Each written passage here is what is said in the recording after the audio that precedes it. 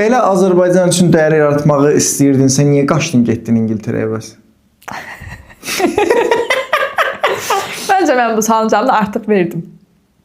Vermədin. Hə, Dedim, daha böyük bazarda özümü yoxlamasını daha çox sadəcə təcrübə əldə işdən etmək bağlı ola üçün. bilməz də. Yaşam tərzi ilə də əlaqəsi var da, düzdür? Yəni İngiltərənin Azərbaycan əsas fərqləri nədir səncə bu dəqiqə? Londondan Bakının. Durma sayaq. Big Ben görəndə ağlamışdın? Yox. Bir dənə TikTokda video var.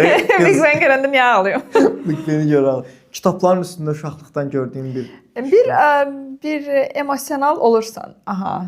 Big Ben görəndə. Big Ben görəndə emosional olursan, hansı ki, yəni Xəzər Universiteti neftçilərdən. Neftçilərdən neftçilər də sən səhərsi gün Londondasan. Bilmirəm, bəlkə də deyərdim ki, orada daha az stresslidir iş həyatı. Work-life balance bəlkə daha yaxşıdır. Yaxşı deyil. Sən özün onu daha yaxşı balanslaşdıra bilərsən. Sən yaradırsan, yoxsa buna şərait yaradırlar ki, sən bunu yaradırsan? Şərait yaradırlar ya da o şəraiti tələb edə bilirsən. Məsələn, atıram deyə bilərsən ki, yəni iş artıq çox stresslidir mənim üçün. Olar ki, məsələn, müəyyən müddət atıram evdən işləyim ya da bir həftə məzuniyyət götürürsən. Məzuniyyət götürürəm. O bizdə də var sən. Yəni məzuniyyət bizə də götürürsən də. Amma iş stressidir, evdən işləyim biraz.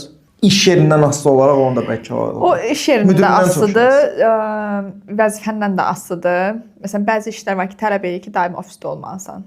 Kiber təhlükəsizlikdə normalda əgər smenlə işləyirsənsə, ofisdə olmalısan.